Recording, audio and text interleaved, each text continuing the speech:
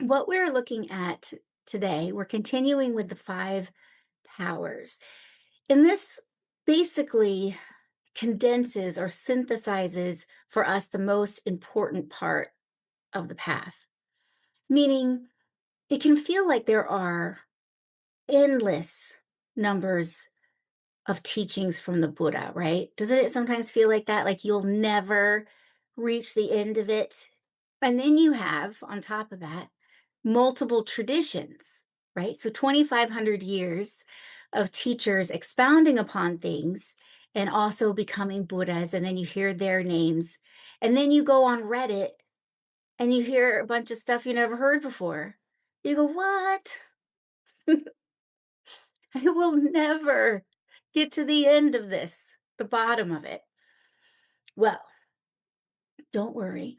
It is true that there are 2,500 years worth of investigation into our mind from all the countries Buddhism went into before it has come to us, right? So China had its own traditions, multiple ones. Tibet now in the States, which is my tradition, and around the world. But this is helpful when we look at these five powers because it condenses the practice of Buddhism into something manageable. There's only like a handful of things we have to unravel for ourselves. Doesn't it sound better? Five?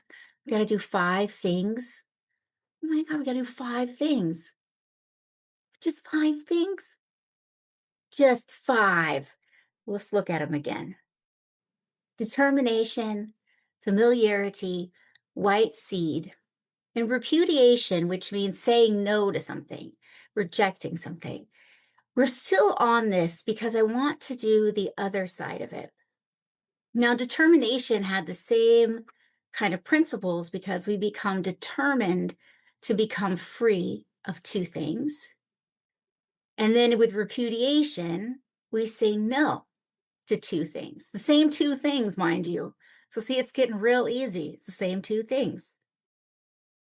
And those two things are one is self cherishing. And can you guess what the other one is?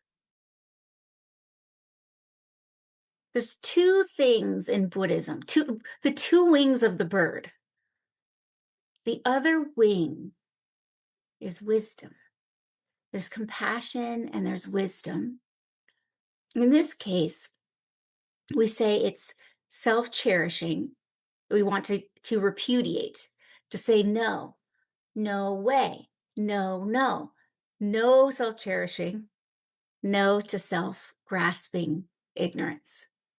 That's the second one, self grasping ignorance. Okay, some of you are not as familiar with this. I mean, all of us have a million miles to go, I think, to understand it in our own experience fully, because once we realize self grasping ignorance, what it is, and we're able to free our mind from it, that's when you're enlightened. Okay, so we have a long way to go, probably, unless some of you are sneakily Buddhas just helping us out. You could be. I have some suspicions you could be. But let's say we're all in a similar boat, which is we're all kind of coming to terms with understanding, even on an intellectual level, the truth of emptiness and the delusion or illusion of self grasping ignorance. So, this is what we're working on today, looking at self grasping.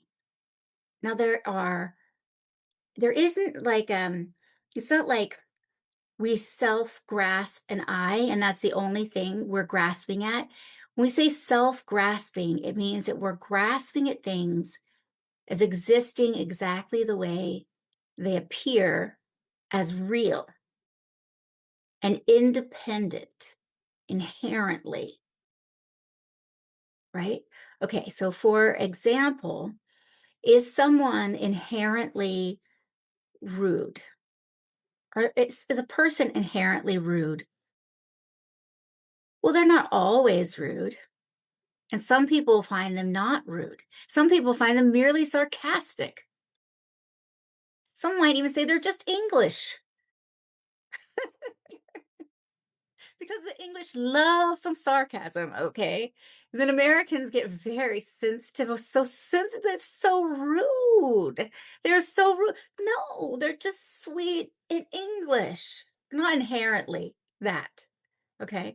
So, so we tend to see things as inherent. Oh my God, that they really are like that.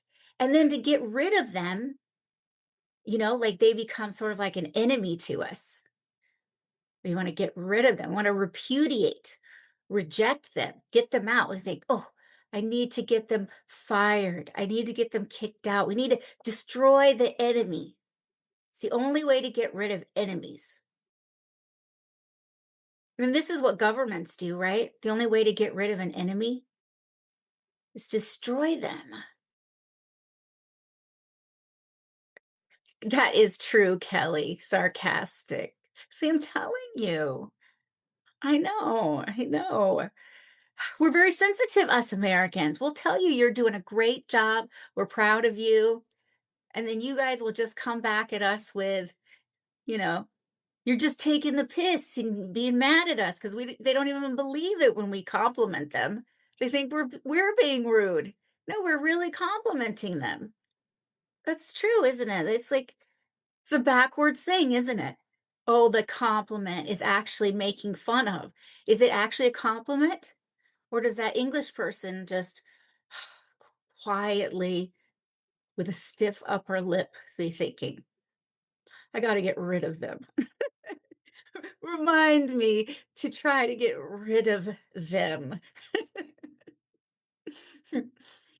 Yep. So you can see how this is problematic because when we feel something is inherently one way, right, we think we must have it. Life has to be this way. Or we think we must be free of it, we must be rid of it. And that's why we respond with anger and why governments respond with warfare, destroying the enemy. When you kill an enemy, you've just made enemies of 100 more relatives and friends and neighbors. You know what I'm saying? Just doesn't work on a macrocosmic level with governments and nations. And it doesn't work well for us either. We grasp at our job being a certain way. We cannot stand it. It really is bad. It's bad. It's bad. It's bad. And the only way we could be free of our bad time at work is to quit, somehow get our boss fired. Somehow, have any of you ever plotted your boss's demise? Or no, it just not plotted, but what about fantasized? All right, I'm gonna be honest. I am guilty of this, fantasizing. And I fantasized the exact way it would happen and everything. Like it wasn't anything I was going to do. She was going to get busted, okay? Because this lady was so unreliable. She like had to be on drugs, I felt. She has to be on drugs. She's even gone for 3 days at a time, like on a bender, I think. This is what I think. And then I just fantasize. The only way to get rid of her, fantasize about her getting busted. Like somehow on her phone, it's recorded. I fantasized about that. Isn't that terrible? I did. She was like a executive director for a nonprofit, and I just thought it was terrible, stealing the money from children that need help, right? Because she was using our money to get her nails done and things like this, and I fantasized, never thinking it would really happen. But do you know what happened? It happened exactly the way I was visualizing it. Yes.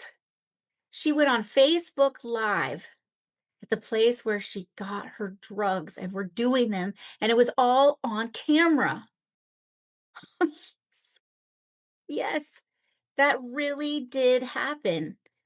Yes. And even like, oh, Lord. It went on forever. I was like trying to call her and text her to turn her phone off. No, it was like 30 minutes. And then you could, you can see people popping on and commenting. It was just like more and more. Until it was like 80 people watching this and commenting and like, oh no.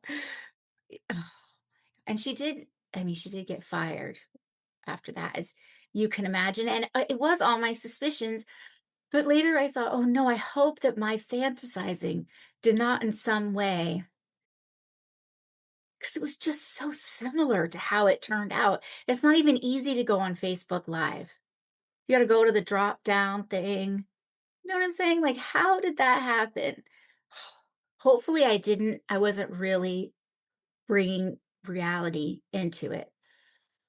But still, it shows, doesn't it, that what I was fantasizing about was a way to be free of a bad boss in a difficult, toxic work environment by getting rid of them. That's what we think. We think that. I mean, this was a while ago, but still, we have that thought. It's kind of like how in your dream, if you have a nightmare, you do think whatever is happening is real, don't you? You have a nightmare. You think everything that's happening in that nightmare is real. Like if something's scary, you think that that's real. When you're in the moment feeling it's real. Just like we in the moment think that relationship is inherently bad or that neighbor is inherently annoying, or if we didn't, we wouldn't respond to it. We respond to it emotionally because we grasp at it being real and independent of our mind. It's independent of our mind's projection. That's why we react. When we have a nightmare, we react to it because we're not thinking, oh, this is just a dream. No, we believe it. And when we find in real life something that we don't like our circumstances, we're never thinking, oh, I do not like the way my mind is projecting this. You never have a nice sit down chat with your mind, do you? Mind, I can squeeze you into a Zoom meeting. I'll squeeze you into a Zoom meeting and let's talk this out, mind. And then you're here and you're trying to talk to your mind and you're even visualizing it 'cause you got yourself on Zoom. Hi. Hi, mind. Now, mind, I'd really prefer it if you projected this job the way you did when I first got it. And I was so excited. It was perfect. I thought it was a perfect job. Mind, why can't you go back to projecting my person? My lifelong partner is perfect because I do recall, mind, you telling me repeatedly that this person is perfect or so wonderful or so amazing, right? Did your mind tell you that? It did. That's like, it's amazing how many perfect partners we've all had. Well, at least that we called them perfect at some point. Mm-hmm. Sure did. It's all projected by our mind, but we never interact with it like it's part of our mind's projection. We're not aware in the moment on a deep, real level. We're not interacting with things that way. So when we say something is empty, we mean, we're saying it's empty of existing in a real, fixed way, independent of our mind's projection. And we're not saying things don't exist. We're just saying the way that we relate to those things is not relating to them the way they actually exist. We're not relating to them as a projection of our mind. We're not relating to things as interdependent, everything being cause and effect. You know, like cause and effect is more like you've got a part in it, right? this happens and then that happens. Oh, actually, one causal condition of me disliking this job is me. One part of me disliking this person is me. It's, it's causes and conditions, but we don't relate to it. So I was hoping that what we could do, which is what the book is advising us, this 7-part mind training exercise, saying, try to unravel what is causing your suffering and put the blame on self grasping. Like, put the blame on our own ignorance rather than thinking it's something else. So, what I've been thinking about lately is how interesting it is. Like, if you have a problem, the problem might arise from selfishness. Like, you're viewing it through selfishness, right? But if you realize it's your own selfishness at work, like happening, like you can unravel it simply with the wisdom that you're just being selfish. Does that make sense, you guys? Like, oh, I dislike my neighbor because of my selfishness. I'm being selfish. I don't want her poking her head over the fence every day and talking to me. I don't want it. Well, Joanne, you're just being selfish. I am, you're right, you're right. And then I unravel it by just recognizing it's my own selfishness at play. And then I say, hi, how you doing? Through the fence, and everything's fine, right? It's the same with ignorance. If you see that it's actually your mind projecting things in a certain way, just like you do in a dream, you project the world of the dream a certain way. And we are projecting that relationship a certain way, that person a certain way, that situation, that difficult circumstance a certain way, right? Like, we realize that it's our mind's projection. It's coming from our ignorance of thinking it really is this way. Then you would go, oh, well, if it's this way because my mind projects it that way, I can project it a different way. I can change my mind and change the situation. I can change the relationship. I can change, like, okay, for example, um, the world appears to be anxiety inducing in a moment. Okay, let's just pretend that you introverts are in a, not all of you, but 90% of you are probably introverts. Okay, I know this. And you are in whatever uncomfortable situation makes you uncomfortable, and you've all got one. But honestly, a lot of times new places and people and things even make extroverts really nervous. We're not the only ones. Extroverts get anxious going to new places and meeting new things. It's just that 10 minutes in, they're just swinging from the chandelier and having a good old time. And it takes us at least 20 minutes. And then we go home and have to take a nap. So it's exhausting. And they're having fun riled up. But just imagine you're in a situation where, oh, this is so uncomfortable. I am at a networking event or whatever it might be. You just imagine it could be a surprise birthday party for you. That could be anxiety filling or just something that causes you anxiety. The world appears to be anxiety causing. That's why we have anxiety about it. If you change your mind and say, what I'm going to do in this situation is I'm going to find other people that look uncomfortable and I'm going to focus on making them comfortable and happy. Or you could think, I don't actually have to talk. I could be here and just not say anything. That would make it okay. Like, there's a way we can change our mind, you know? I've had to go to countless networking events when I worked for nonprofits. I mean, people thought I was Miss Networking event. Can you see that in me? No, I had to change my way of viewing these things and view it as ways to meet new, nice people and engage and just be open to it. It's thinking that the world is inherently um, a cause of our anxiety or what's happening now. Like, oh, the way that this party is, it's just not going to work. I'm not going to have a good time. Like, you've made it something. There's more than 6 people at this dinner party, and this is not going to work out. It's something like that, your mind saying that.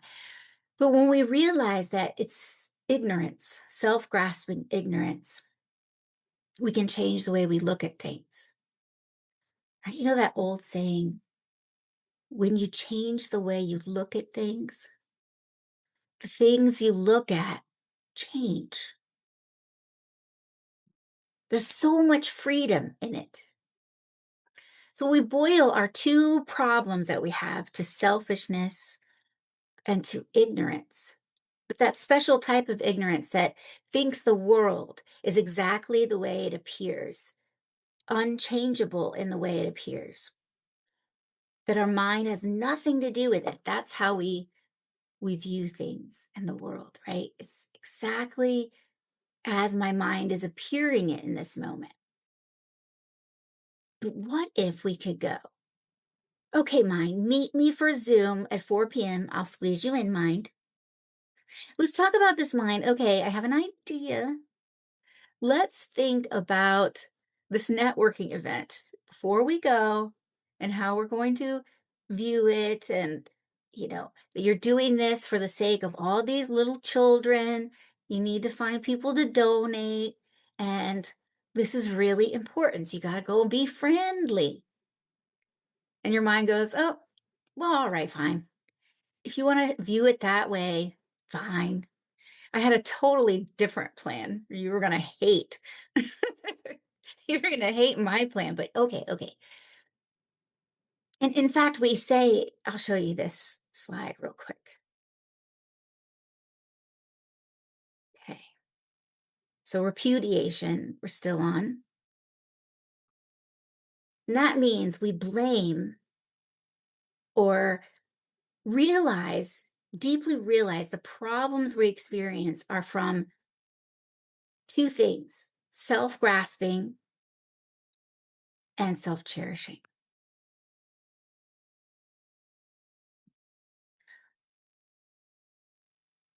Self grasping ignorance mistakenly perceives a solid, independent, and inherently existent I, or mine, or other, or just phenomena.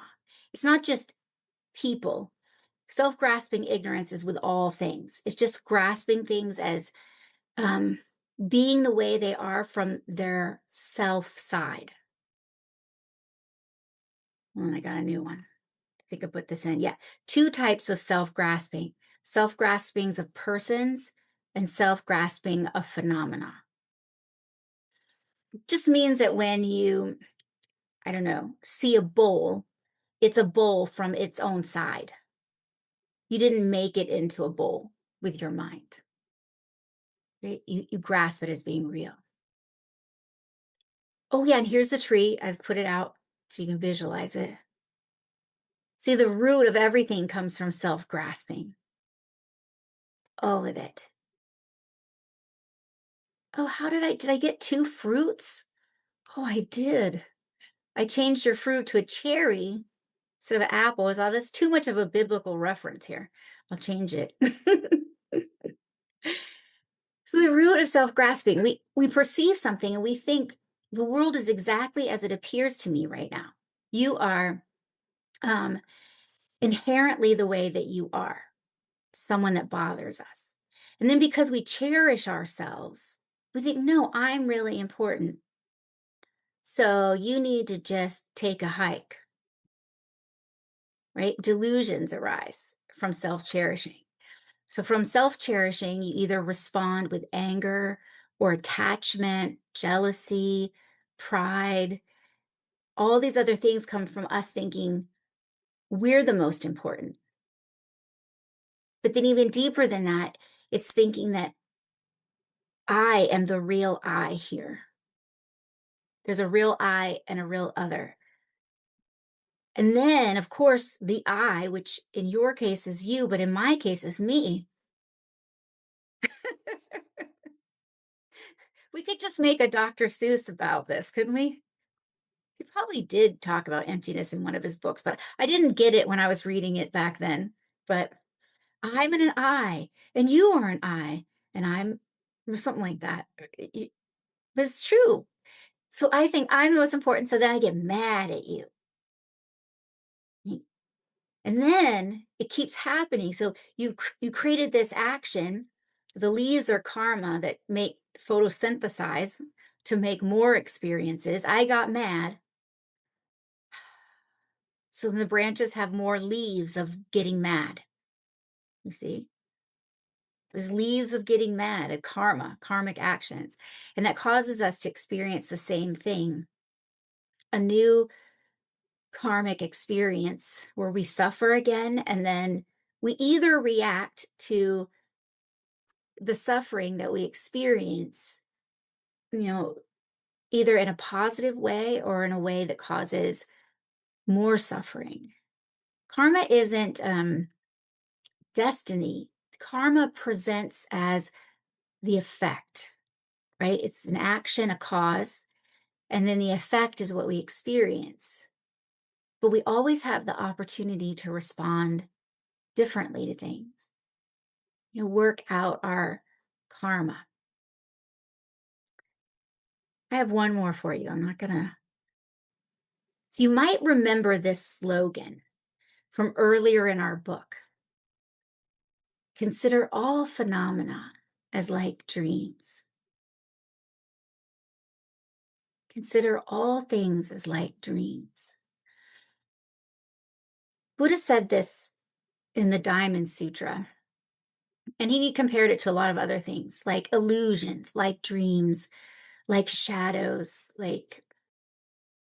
but this one is the one we try, if you wish, with mind training to focus on. All phenomena are like dreams. And the nature of a dream is that it is made from our mind. Isn't that the fundamental nature of a dream, would you say? Is that it comes from our mind and it comes from our experiences. It even comes from our habits of mind, doesn't it? He says all the things we experience when we're awake are like dreams. And if we were to wake up and realize that, we could change the dream. I am the creator of my reality. That's what it says. Just like I created the dream of last night, which I don't remember my dream of last night. I had a dream the other night about some veterinarian that did something bad to Betty. It's a terrible dream. I was very glad when I woke up and nothing bad had befallen my Betty butt.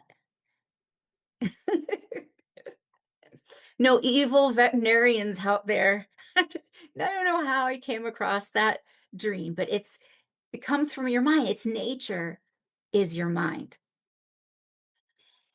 But when you realize that you have the potential to create and recreate your reality, then you have options. So whenever we decide we're going to look at things differently, see the other person's perspective, or try to not see something as such a bad thing, but actually a lesson for us, all those things we did are based on understanding emptiness. There is only, we know that there's other perspectives really because things are empty of existing inherently. There are other ways of looking at things because things are empty of inherent existence. It was actually a student that came up with this many years ago in the Naples class. Said, I am the creator of my reality, so make it good. And I just love that. I'm the creator of my reality, so make it good. I'm not planning on quitting tomorrow, mind. So go to that job and make it good. You know what I mean? I mean, we might as well try to make it good. I'm not moving out of this neighborhood anytime soon. I'm not getting a new president of the HOA anytime soon. Joanne, I'm sorry. I wasn't picking on you. HOAs are like Florida Central. So, I mean, everyone's got a homeowners association. Yeah, and everyone says thumbs down. But it's the way that we perceive things. If we want to live a happy life, we can choose to look at things in a different way. And that's going to be specific to each of you. Like you might find that there is a different way of looking at reality, that every time you remind your mind, it's a tongue twister, to do that. It can be something that you find that's helpful. Like um, if you worry a lot about things, you can tell your mind, no, everything always works out for me. I was talking to someone about this the other day, and we realize everything always works out for us. How many of you feel that way, that everything always works out for you? Me too. Me too. I feel that way. I do too. And then I was thinking, is it because I think this is part of it, that do we do try to go in the direction of wholesome, good things. And so things do work out for us, karmically speaking, because we do know people for whom things don't work out for them. We do know that. Sometimes people, and we were thinking, actually, it's because, like, say somebody is addicted to drugs. Things don't always work out for them. Things get worse and worse sometimes. But the reality is that they need it to get worse. So they hit rock bottom and they change. It's going to have to be like that. And then maybe it's even that the person works it out. Like we say, everything works out for us because we make everything work out for us. Right? Maybe that's what it is. I was thinking, oh, is it my good karma now? Or is it that I perceive things in a way where everything does always work out? Whatever happens, I can meet the challenge, I feel. So if you feel that way, if you feel that you are able to meet that challenge, then tell yourself something like that. It's something that just happens. You mean what do you mean?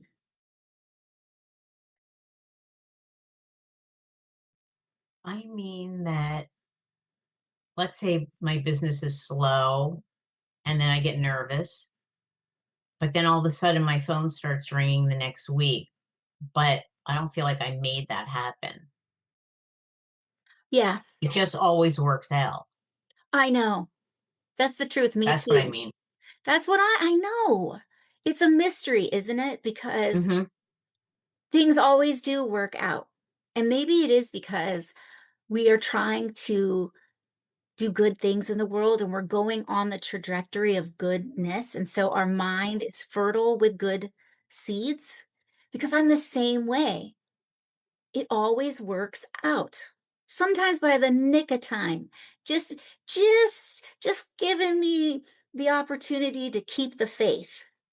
Just keep the faith. Everything's going to work out.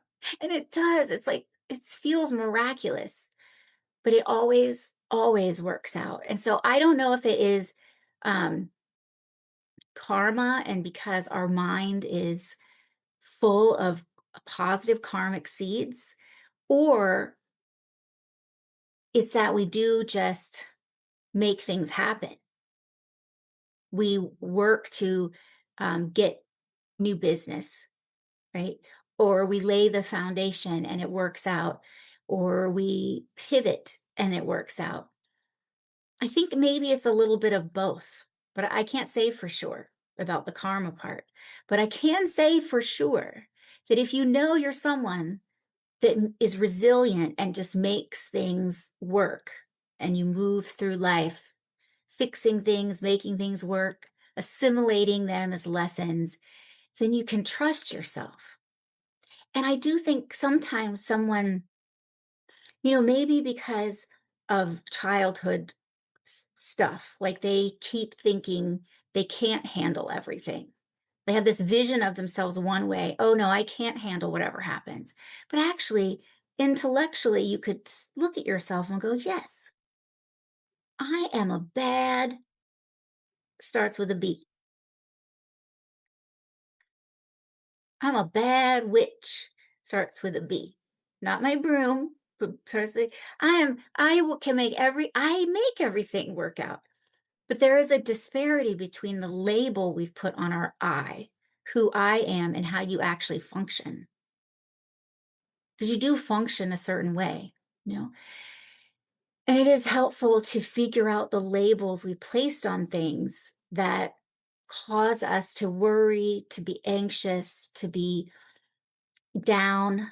If you've got labels that are sticky labels that make things um, difficult for you, those will be the labels to figure out what they are first. What are my labels? And then stick new labels on. Like, do I worry about things working out? You might ask yourself, oh, I think I do worry. But do I actually, in reality, always make things work out? And things always work out for me? Okay, then I need to relabel everything and say to myself, things always work out. Relax. Don't worry. Things always work out. You know, it's a disparity between how you actually function and how you are labeling yourself. Because emptiness says we're all just a bunch of labels. You're a constant flow of labels you're labeling yourself. One minute you're the coolest. The next minute you're the not coolest. It's just labels that we put on everything and ourself. And what labels don't function well, those are the ones we can look at and change. So maybe what we'll do in our meditation is we'll look at this thought. I create my reality. And then think, is this true? Do I create my reality? And then you can think, I'm going to make it good. I create my reality, so make it good. Yes, you do eventually make it work out. I know you guys. I actually know all of you guys, and you do always make things work out. So if you have a label on there where you get worried or anxious, you could just change the label and go, everything always works out for me. Don't worry about it. Don't worry about it. Everything always works out for me. And going through life, looking at the world that way is a much better world to live in. You see what I mean? It's about identifying what is making your world look anxiety causing or fear inducing or depressing or whatever it might be, right? So we'll just do a brief meditation on this. So I don't want to go too far. I want you to just find a label that's malfunctioning, right? Like, I can make it good. So you think about, okay, what is it in my life that sometimes doesn't feel good?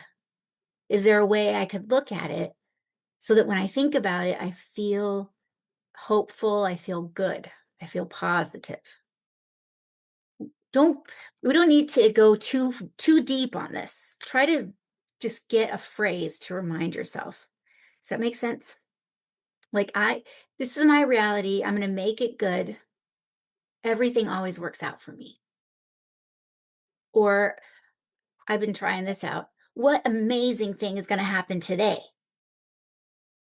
What amazing thing's going to happen? Wait a minute, universe.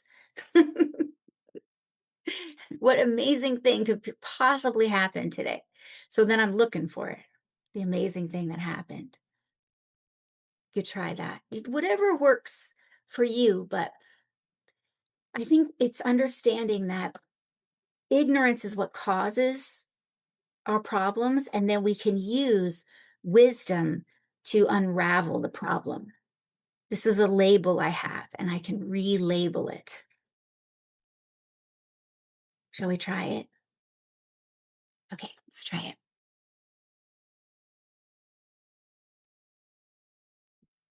Check that your back is nice and straight, but relaxed and comfortable. Breathe through your nostrils.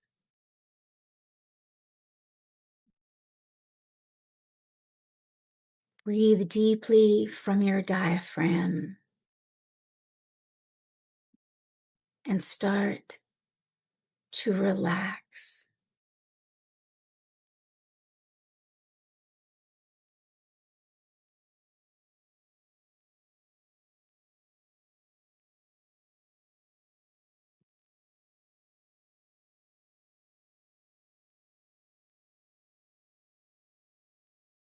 The Buddha taught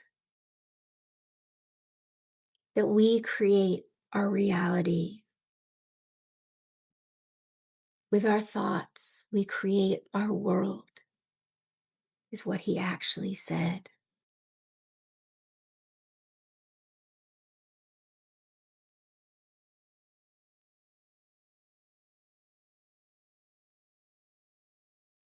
So let's see if we think this is true when we investigate.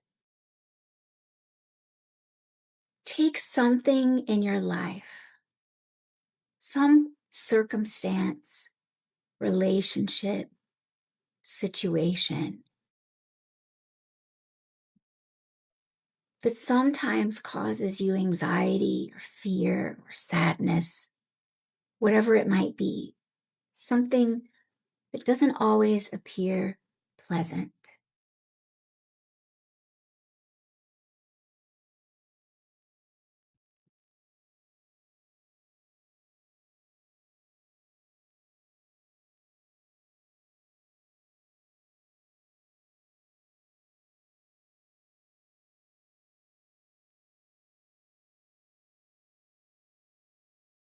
I am the creator of my reality.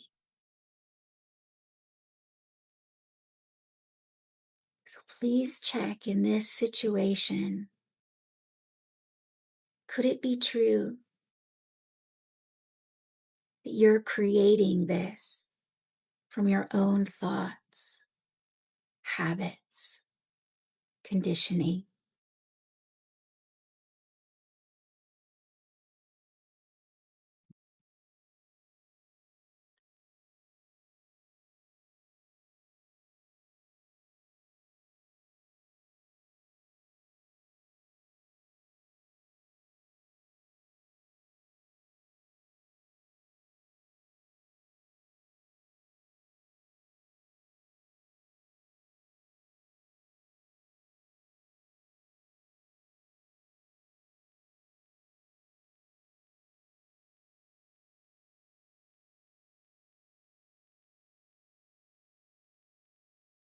Self-grasping ignorance makes us feel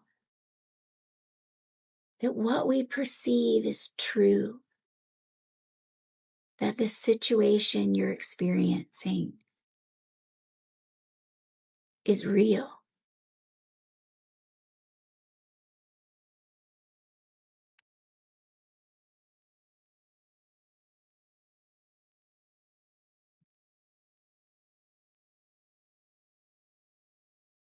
To test this theory,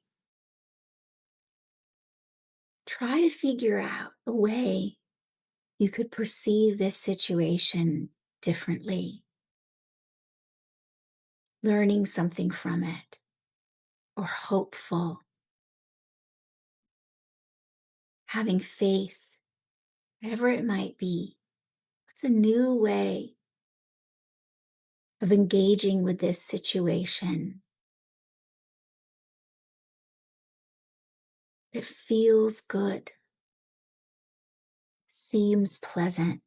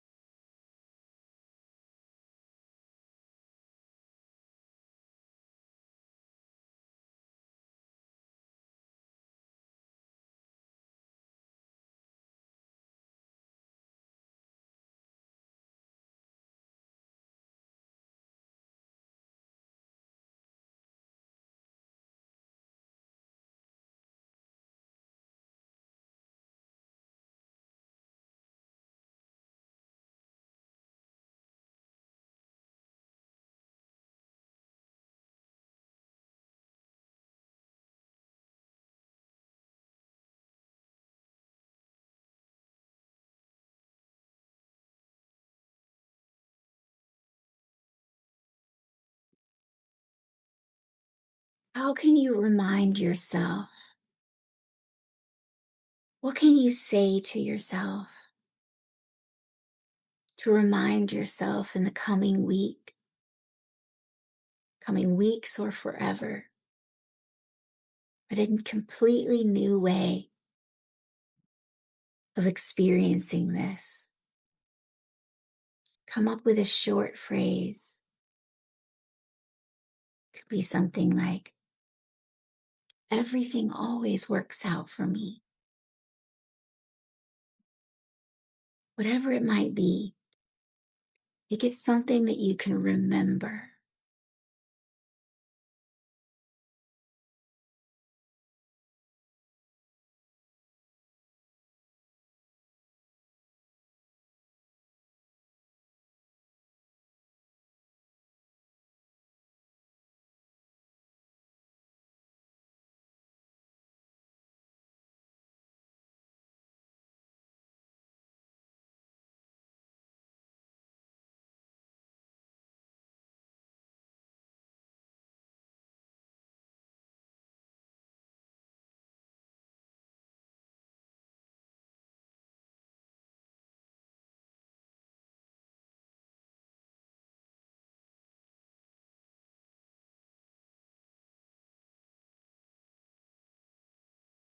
With your phrase ready to use mindfulness to remind yourself in the coming days, you can think, make a determination. When I start to think in a way that's unsettled, I'm going to remind myself of this. Then repeat your phrase to yourself. When I start to feel unsettled by this, I'm going to remind myself.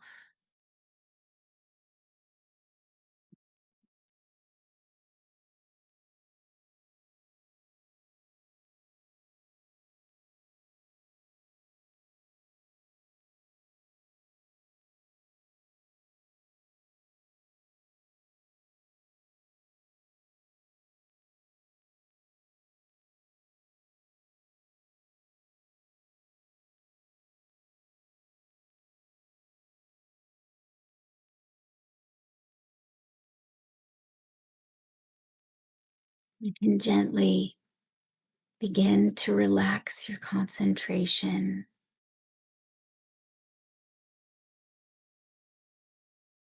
Slowly arise from your meditation.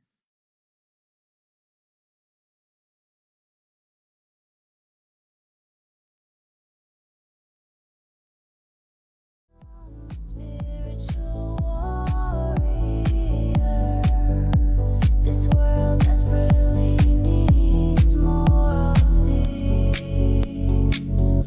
When the world cries and songs